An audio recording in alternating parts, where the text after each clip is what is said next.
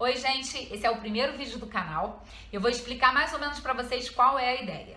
Bem, para quem não sabe, além de escritora, eu trabalho com formação do leitor numa escola de educação infantil aqui no Rio de Janeiro. Pesquiso literatura para crianças desde 2001 e fiz uma especialização em formação do leitor na Cátedra Unesco de Leitura, na PUC, aqui do Rio de Janeiro. O meu trabalho na escola é selecionar acervo, fazer compra, dinamizar acervo para que os livros circulem dentro da escola e não fiquem trancados na biblioteca, dar assessoria às professoras, assessoria literária, ler para as crianças, dar suporte aos pais também quando eles têm dúvida em relação a um livro ou outro, enfim. É um trabalho dentro da biblioteca, na sala de aula, um trabalho que me dá muito prazer e foi pensando nele, nessa prática, nessa troca com as professoras, com as crianças, que eu resolvi criar um canal para falar de literatura para crianças para mais gente. A ideia aqui é falar para professores, pais e interessados em literatura em geral. E a primeira coisa que eu quero falar é sobre esse adjetivo, infantil, literatura infantil. Não seria melhor literatura para crianças ou literatura ilustrada? Será que toda literatura ilustrada é para criança? Será que toda literatura para criança tem que ser ilustrada? Na Europa, por exemplo, é muito comum que livros destinados a adultos sejam ilustrados. E você vê belíssimas publicações para adultos com lindíssimas ilustrações. É claro que a ilustração é um gancho a mais para a criança que ainda não se apropriou da linguagem escrita. Mas ela não é só para criança. Aliás, um livro belamente ilustrado é muito sedutor para os adultos também, não só para os pequenos.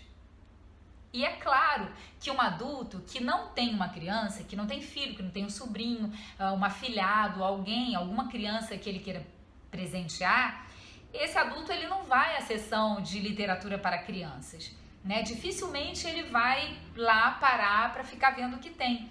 Mas uma vez lá, ele vai perceber que nem tudo que está ali é para criança só. Porque, tirando, claro, os livros que são bem para crianças bem pequenas, que são construção de palavras, as primeiras narrativas, uma coisa assim, bem destinada para a criança pegar, para a criança morder, que depois a gente vai falar desse tipo de livro também. O livro para criança, ele não precisa ser, ele não tem que ser um tati-bitati. Ele pode ter uma narrativa mais complexa e deve. É interessante que tenha, né? Porque a criança ela não precisa entender tudo que está no livro. Assim como nós adultos também entendemos o mesmo livro de muitas formas diferentes, né? Eu posso ler um livro e a minha amiga ler um livro e enxergar outras coisas que eu não enxerguei, né? Isso é muito subjetivo. A criança ela só vai ficar da narrativa com aquilo que ela dá conta. O que ela não dá conta, vai passar batido, mas tudo bem. O importante é que ela construa imagens, né, na cabeça dela a partir do que está sendo lido. E para isso é importante que a narrativa ela seja bem construída. O livro sendo bom vai agradar a criança e ao adulto.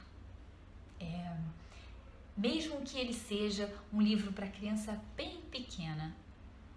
Eu, como escritora, por exemplo, me incomoda muito quando me apresentam assim. Olha, essa aqui é a Mirna, uma escritora infantil.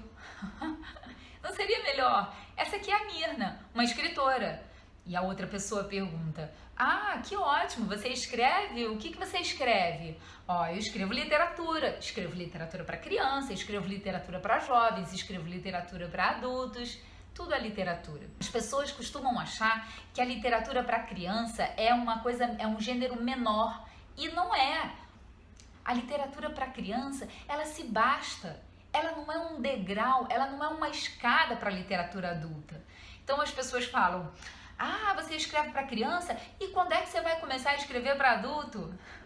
É uma coisa muito... Bom, primeiro eu já escrevo para adulto, mas eu poderia nunca escrever para adulto. Isso não faz de mim uma escritora menor, né? Então, essa ideia de que a literatura para criança é uma coisa menor é uma ideia que vem lá de trás, de que a criança não é um ser completo, de que a criança, por ser um ser em desenvolvimento, ela é menos importante. E isso não é verdade. Hoje a gente já sabe que isso não é verdade. Então, a gente vai combinar o seguinte: nada de livrinho. Ah, eu escrevi um livrinho. Ah, eu vou comprar um livrinho. Não tem livrinho, tem livro. Ponto. Livrinho é uma coisa menor. Não tem historinha. Ah, vamos ler uma historinha? Não, vamos ler uma história. É assim que se diz dos livros para adultos ou para criança. Eu vou mostrar para vocês, por exemplo,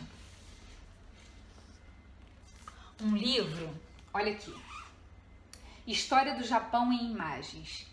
Shigeo Nishimura. Acho que é assim que fala. Um livro belíssimo. Não tem nada aqui que seja só...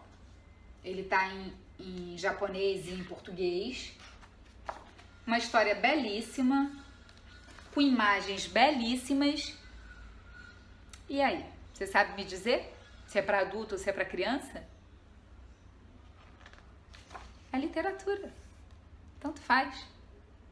Você pode, claro, se a criança é muito pequena e não dá conta da narrativa toda, que se o livro for muito extenso, se a história for muito grande, você pode adaptar.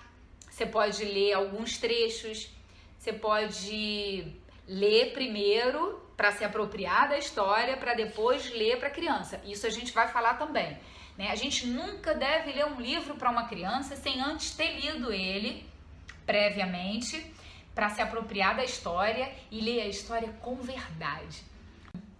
Porque se a criança ainda não se apropriou do código escrito, ela precisa que o mediador, ela precisa que o leitor seja verdadeiro, que tenha verdade na história. E para isso, o mediador precisa antes se apropriar da história.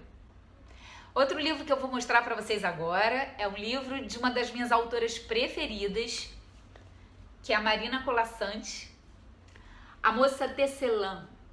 Marina Colasanti é dona de uma narrativa muito feminina, uma autora super premiada. Esse livro foi ilustrado pela família Dumont, que é uma família mineira, bordadeira, que tem bordados lindíssimos. Os bordados, eles são fotografados e depois impressos no livro. Acho que tá dando para ver aí. Olha que bonito. Esse é um livro que eu acho que toda mulher deveria ler e todo homem deveria ler. É uma história que fala dos desejos da mulher, do papel do homem na vida da mulher, do papel da mulher na sociedade, de como uma mulher pode tecer a sua vida. E há quem pergunte, mas isso é para criança? É também. É claro que a criança não vai entender o que a história quer passar, mas ela vai construir imagens belíssimas a partir da narrativa, porque a história é linda. Então, fica aquela pergunta, é para criança ou é para adulto? O que é bom é para todas as idades. E a criança pequena vai poder ler depois aos 10, aos 15, aos 20, aos 30, aos 40, aos 50. É um livro para ter em casa, gente. É um livro fundamental da literatura brasileira, eu diria. A Moça Tecelã, de Marina Colasanti. Outro livro que eu vou mostrar para vocês é um livro ilustrado pela Kevita Pakowska, que é uma ilustradora tcheca, já bem velhinha, mas ela é viva ainda. Ela nasceu em 1928 e já ganhou o prêmio Hans Christian Andersen, que é o Nobel da Literatura para crianças. Olha que coisa linda. É uma obra de arte, é a história de João e Maria. Olha isso, que é uma história tão antiga e olha que beleza que ela fez para a história de João e Maria. Isso aqui é uma experiência estética para crianças e adultos. Olha que beleza. Então, fica aquela pergunta: o que é para criança? O que é para adulto? Será que toda literatura ilustrada é para criança? Será que toda literatura para criança tem que ser ilustrada? Bem, gente, eu vou terminar por aqui, porque os vídeos nunca vão ser muito grandes, senão fica cansativo. Mas a ideia é sempre falar de alguma coisa que possa acrescentar uma reflexão, que possa provocar uma reflexão para quem trabalha com literatura para criança. Então a gente vai falar de autores, ilustradores, de temas polêmicos ou de temas delicados como saudade, medo, raiva, de como a gente pode aproveitar a literatura para falar de certos temas, de fazer ganchos para humanizar, vamos dizer assim, né? Para ajudar a constituir o sujeito, porque é isso de fato que a literatura faz. Ela ajuda na constituição do sujeito. A literatura faz com que a gente tenha outros olhares sobre uma mesma coisa, ou que a gente veja coisas que a gente nunca tinha pensado. Faz com que a gente se coloque no lugar do outro. Faz com que a gente perceba que a gente não está sozinho nas nossas angústias, nos nossos medos, nas nossas inseguranças. Então a literatura é isso. A literatura ela dá conta do que, ela ajuda a gente a dar conta do que a gente não conseguiria sem ela. A literatura nos humaniza, nos engrandece. Inscrevam-se no canal, acionem o sininho para receber as publicações futuras. Eu vou publicar toda semana e vou sempre deixar aqui na descrição um link para algum artigo bacana, uma animação ou uma música, alguma coisa aí para vocês assistirem depois ou lerem, tá bom? Um beijo e até a semana que vem.